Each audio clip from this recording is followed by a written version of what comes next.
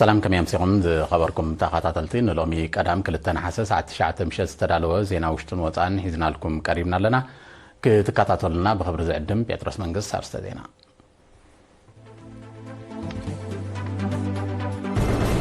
عبد نوزوبا سجنيت من محدار كبابي عدي حديد زتوادد بروجكت مايا قلقلت جميرون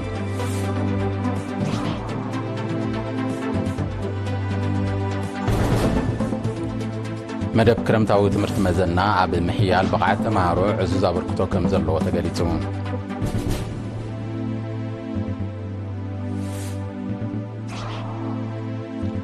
عب مسلطان معكل حالتات بوليس انتصطان بسرحات بوليس سلطانو حدست عبالات تمريقهم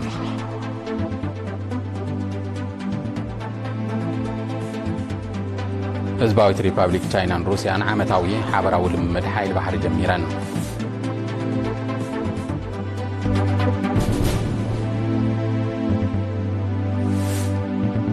إيران باكستان عمتاوي نقداو من اللغات ناب 10 بليون دولار كركبلو مخانن تقليتون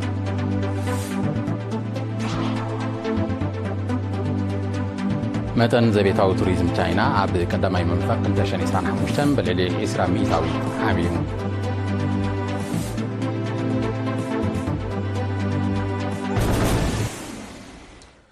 عب نوزوبا سجنيتي نعدتات عد حديدن عد كارجان كجلجل باستات كلتنت بحمشت مليون ناقفاز تهتص بروجكت قرب 6 ماي اغلغلت جميروم اتي بموهاد من محدار زوبو غدو من حزبن استهانص بصحاي وصعات زسرح بروجكت شوعات معدل نقطاتات معرق ماي باسكا كمون كلتنت بحمشت كيلومتر شامبقوتات زتقالليو حسرت صوري 6 ماي كاب عبيت صقماتهم مصنح زحبره محدار من محدار كابي عد حديد اتو ردا افوركي بزي تواريدو زلو بروجكت مسارتاو فتح ترقيبو مهلاو قليتون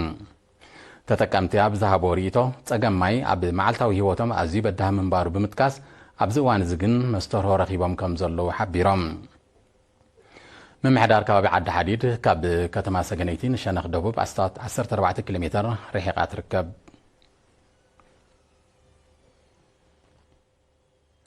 بنتا استقبلنا بنتا نهاب بزبل تيما كاب حاد حملك 74 نحاسن تمهارو مباتا درجه زوهاب زلو مدب كرمتاوي تمرت مزنا اب محيال بقعت تمهارو عزا بركتو كم زلو حلافي جنفر حمامته زوادو باتو غرماي غوبر غليصوم اب 10 خلتن وزباتات 380 ممهران مزنا 10200 تمهارو يمهرو كم زلو بمتكاس اتمدب فلطتن تمكرون زكافرلو نحاد حدوم بوتا زصلالولو كمون ناي بحر لوط نممصا بايتا زرقبلو مخانو بمغلاص اب تمهارو مباتا درجه كيتحصره ابتم كالو درجاتاتون يوهاب كم زلو انصيروم تمرت مزنا اكاديميا وعقم تمهارو زعبيلو ناي متحجاز منفس زحيللو تمهارو بمتكل رئيس مركزات ملميلوم عاوت زجبطلون رايهم زسمرولون مدب مخانو دمابريهم ازي ببيت صحفه حلقات اقلال ستاف مينستر مكلخالن معكلاي بيت صحفه هجدفن توحاده تمهارو كالاي درجان كوليجاتن ننعشتو احواتهم اكاديميا وحاجز زغبرلو مدب اب زوادو اب 2023 لعلي 9 ميتين اب 2024 دما ناستات 1600 تمهارو توهيبو منبارو زكريو ابدكم حاره تدكينو زركب مسلطان معكل حيلتات بوليسن صطان كاب 2 سنه 2025 كسب 30 حمله بسرحات بوليس سلطانو 10 حدست ابالات بوليس ب 31 حمله تمرقهم سلطان تزغسمون نايل علي 240 ساعات تمرتين ليلا مس علامه عمامات قرصنا ودادبان بوليس نطفتات مدبرات كومون حلوه مرمرا جبن سنه مغبار حقي ترافيك زيغنتاو تمرتي اقراربا صبصاب حزباو ركباتن كالن زتقالل نيروم ابت ماكل حلافي جنفر بوليساو تمرتي ميجر عندهم محاري ابزس معقل سلطنتي بعدمن درجه تمرتن تزامتي كم زنبرون استوهبهم سلطنا بتجهاتن تقداسنتن كم تخاتاتلون بمبرح اب بوتا سراح مس زصنحوم ابالات توهايدوم بمسرح كعمقو ازغاقيرون ابتي ناي ممرقتا سنه سرعات نسلطنتي ورقه مسكر صبللتان زرعي دما متبابع شلمات تعديلون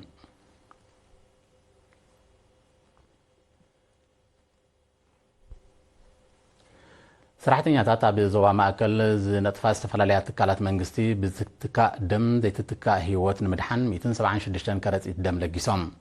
ابتي ب 31 حملن حدن حسن استخايد ولنتاو مدب تساتفو ابالات حيل اير كوبانيا هنصا بدون مينستر مكلخالن يوم ሓላፊ ምምሕዳር ኩባንያ ህንፃ ብድሆ አቶ አንጎሰም ከተማ ብደረጃ ትካል ተጠርኒፎም ዘካይድዎ ልግሲ ደም ብመሰረት መምርሒ ሃገራዊ ባንክ ደም ኣብ ዓመት ደቂ ኣንስትዮ 3 ግዜ ደቂ ተባዕትዮ ድማ 4 ግዜ ከም ዝኾነ ሓቢሮም ኣባል ሃገራዊ ማሕበር ወለንታውያን ለገስቲ ደም ኣብ ኩባንያ ህንፃ ብድሆ መንእሰይ በርሀ ፍትሃ ብግድዩ ሕብረተሰብ ኣብ ምምላእ ጠለባት ሃገራዊ ባንክ ደም ተሳትፉ ክዕዝዝ ተላብዩ ደም ዝለገሱ ኣባላት ኩባንያ ህንፃ ብድሆ ብወገኖም ኣብ ልግሲ ዘሎ ዕግበት ብምግንዛብ ኩሉ ዜጋ ክስዕቦ ተላብዮም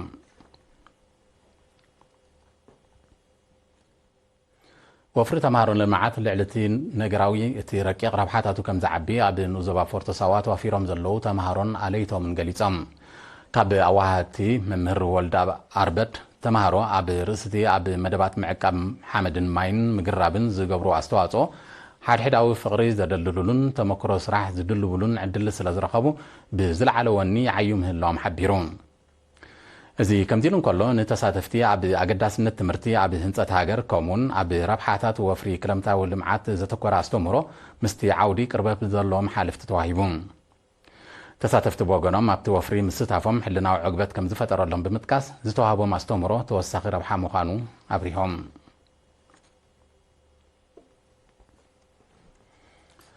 ዝኸበርኩም ተኸታተልቲ ስዕብ ኣህጉራዊ ዜናታት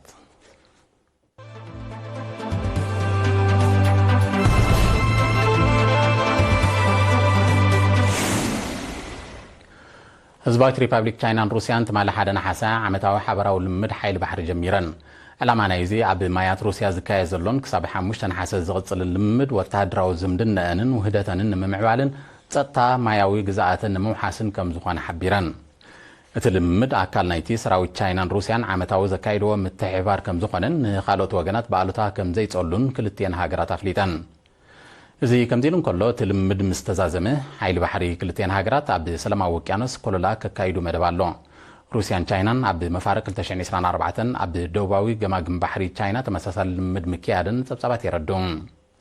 ኩሉ መድያዊ ዝምድና ህዝባዊት ሪፐብሊክ ቻይናን ሩስያን እወታዊ ገስጋስ የመዝግብ ከም ዘሎ እዩ ዝግለጽ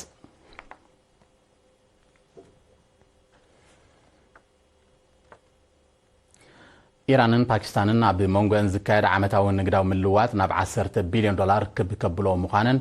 ፕሬዚደንት ኢራን መስዑድ ፔዜክሽያን ሓቢሩ ፕሬዚደንት ፔዜክሽያን ነዚ ዝገለጸ ኣብ ፓኪስታን ናይ ክልተ መዓልታት ናይ ስራሕ ምብጻሕ ንምፍጻም ሎሚ 2 ናሓሰ ኣብ ዝነቐለሉ እዩ ድሮ ከተማ ላሆር ዝኣተወ ፕሬዚደንት መስዑድ ምስ ሰመዚ ፓኪስታን ኣብ ቁጠባውን ንግዳውን መዳያት ዘተኮረ ዝርብ ከካይድ እዩ ክልቲኦም ወገናት ኣብ ምምዕባል ወተሃደራውን ጸጥታውን ዝምድና ብቐንዱ ድማ ኣብ ምውሓስ ዞባዊ ጸጥታ ኣተኪሮምን ከም ዘተዩ ተገሊጹ ኣሎ ቀዳማይ ሚኒስትር ፓኪስታን ሻህባዝ ሸሪፍ ኣብ ዝሓለፈ ወርሒ ግንቦት ኣብ ኢራን ኣብ ዝገበሩ ዑደት ኣብ ምምዕባል ቁጠባዊ ዲፕሎማስያዊ ወተሃደራውን ጸጥታውን ዝምድናታት ዘተኮረ ዘተ ከም ዘካየደ ጸብጻባት የረድኡ ኣብ 2024 መጠን ንግዳዊ ምልውዋጥ ኢራንን ፓኪስታንን ልዕሊ $3 ቢልዮን ምንባር እዩ ዝግለጽ ኣብ ህዝባዊት ሪፐብሊክ ቻይና መጠን ዘቤታዊ ቱሪዝም ኣብ ቀዳማይ መንፈቅ 2025 ምስቲ ናይ ቅድሚ ዓመት ዝነበረ ተመሳሳሊ ኣዋርሕ ክነጻጸር እንከሎ ብልዕሊ 20 ሚእታዊት ከም ዝዓበየ ተገሊጹ ኣብ ዝሓለፈ 6 ኣዋርሕ ኣብ ከተማታትን ገጠራትን ህዝባዊት ሪፐብሊክ ቻይና ኣስታ 3.3 ቢልዮን ቱሪዝማዊ ምንቅስቓሳት ከም ተኻየደ እዮም ጸብጻባት ሚኒስትሪ ባህልን ቱሪዝምን ቻይና ዝሕብሩ ካብቲ ዘቤታዊ ምንቅስቓሳት ኣስታት $450 ቢልዮን ኣታዊ ከም ተረኽበ ዝገለጸት ሚኒስትሪ ካብ ናይ ዝሓለፈ ዓመት ብልዕሊ 15 ሚእታዊት ክብ ከም ዝበለ ኣረድዩ ጽላት ቱሪዝም ካብ ቀንዲ ኣታዊታት ቁጠባ ህዝባዊት ሪፐብሊክ ቻይና ምዃን እዮም ጸብጻባት ዘረዱ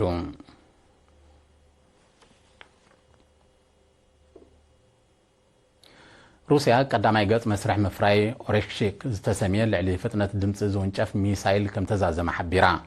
እቲ ኑክሌር ክስከም ዝኽእል ዘመናዊ ኣጽዋር ድሮን ናብ መሳርዕ ምክልኻል ኣትዩ ኣገልግሎት ከም ዝጀመረ ዝጠቐሰ ፕሬዚደንት ቭላድሚር ፑቲን ካልኣይ ገጽ ኣብ ቀረባ መጻኢ ከም ዝስዕብ ኣፍሊጡ እቲ 10 ዕጽፊ ፍጥነት ድምፂ ዝውንጨፍ ኣጽዋር ኣብ ዝሓለፈ ዓመት ተፈቲኑ ዕላምኡ ከም ዝወቕዐ ዝሓበረ ሚኒስትሪ ምክልኻል ሩስያ ኣብ ምድንፋዕ ዓቕሚ ምክልኻል ሃገሩ ኣገዳስነቱ ልዑል ምዃኑ ገሊጹ ኣሎ እዚ ከምዚ ኢሉ እንከሎ ፕሬዚደንት ቭላድሚር ፑቲን እቲ ኣጽዋር ክሳብ መወዳእታ ናይዚ ዓመት እዚ ኣብ ግዛኣት መሻርክቲ ሃገሩ ዝኾነት ቤላሩስ ክዋደድ ከም ዝኽእል ኣሚቱ ኣሎ روسيا لالونتا نمحاس كومون اب لعلي بيلاروس كسعب زخل ጸጥታው ስጋት ንምምካት ኣብ ዝሓለፈ ዓመት ኣብ ግዛእታ ሃገር ኑክሌሳዊ ኣጽዋር ከም ዘዋደደት ጸብጻባት ይረዱ ኩናት ዩክሬን ብዘተ ከዓርፍ ድሉት ከም ዘላ እትሕብር ሩስያ ሃገራት ምዕራብ ንሰላም ቁርባት ከም ዘየለዋ ብምውቃስ ወታደራዊ ዓቕማ ብዓይነትን መጠንን ክብከተብል ጸኒሓላ ብኻል ወገን ጀርመን ንዩክሬን ስርዓት ኣሜሪካ ዝኾነ ፓትሪዮት ዝተሰሚየ ስርዓተ መከላኸሊ ሚሳይል ክትልእኸላ ምዃን ሓቢራ እቲ መደብ ኣብ ቀረባ መጻኢ ከም ዝትግበር ዝጠቐሰ ሚኒስትሪ ምክልኻል ጀርመን ኣብ ምድንፋዕ ዓቕሚ ምክልኻል ዩክሬን እወታዊ ተራ ከም ዝህልዎ ገሊጹ ጀርመን ድሕሪ ኣሜሪካ ንዩክሬን ዝለዓለ ወታደራዊ ደገፍ እትገብር ዘላ ኣባል ኪዳን ሰሜን ኣትላንቲክ ኔቶ ምዃና ጸብጻባት ይጠቕሱ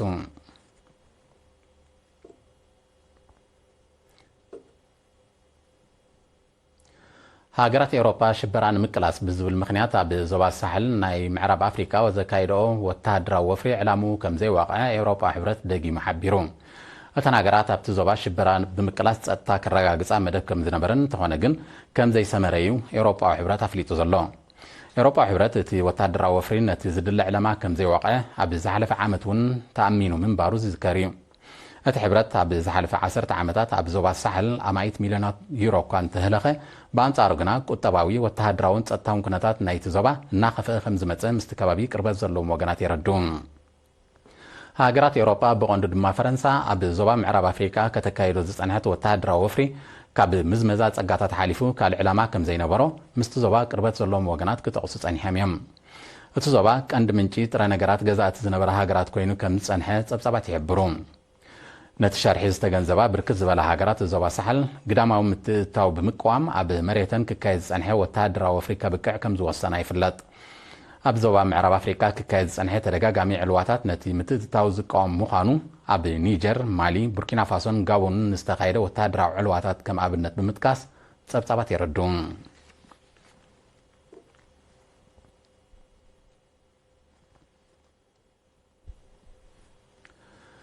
تمالي حدا نحاسة عب ريبابليك دولة أفريقيا وتهدرا وفري إسرائيل عب وشمت قازا زقام سفيح سلفي تخايدون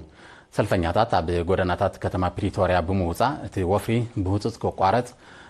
إسرائيل زقبر وتهدرا ودقف دو كبلن سبا ورديت نابت وشمت كاعتون صويام بزي كازي توم سلفنياتات بايتوت ستاودو حبرات هاقرات عب العل إسرائيل عدلاي سقمتي كواسد تمحسينام ريبابليك دولة أفريقيا نتي إسرائيل وشمت قازا تكايدو زلا وتهدرا وفري بتريك قوما كابز عنها هاقرات كوينا إسرائيل عبتي وشمت هلك اتفتس مالا كتبل مخصاصا ونا يرسعن ريبابليك دولة أفريقيا ترايزي كونت كولومبيا هوندراس تشيلي بحرين يوردانوسن زركبن حيال هاقراتون نتوفري بمقوام نس إسرائيل زعنحن زمدناتات كبت كاكم زوسنا صبصبات ملكتون إسرائيل كاب مودة 2023 عب وشمت قازا تكايدو بزلا وتهدرا وفري ناي استقتلو فلسطينيون قطري لعل 16 ناي زوقسلو دما 250 شيح بصيح له اتا هاجر هابتي وشمت مزاتو سبا ورديت بمعغاتا بسنك طميت زطف هيوت نابصحي يمص كم زلو ناي قربا تعذبتي يطوسون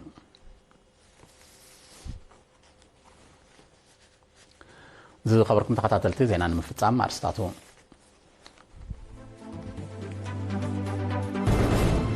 عب نوزوبا سجنيتي من محدار كبابي عد حديد زتوالده بروجكت ماي አገልግሎት ጀሚሩ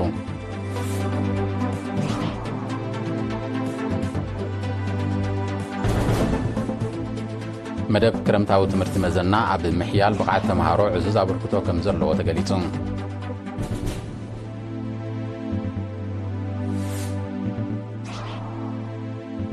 ኣብ መሰልጠኒ ማእከል ሓይልታት ፖሊስን ጸጥታን ብስርዓት ፖሊስ ሰልጠኑ ሓደስተ ኣባላት ተመሪቖም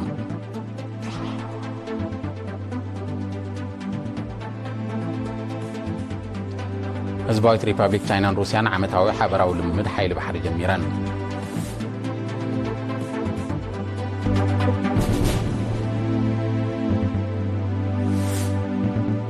ኢራንን ፓኪስታንን ዓመታዊ ንግዳዊ ምልዋጥ ናብ 10 ቢልዮን ዶላር ክብከብሎ ምዃኑ ተገሊጹ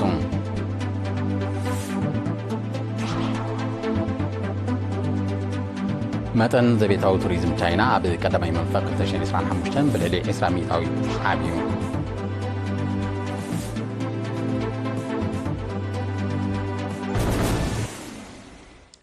ዝኸበርኩም ተኸታተልቲ ዜና ተፈጺሙ ምስ ተረፉ መደባትና ሰላም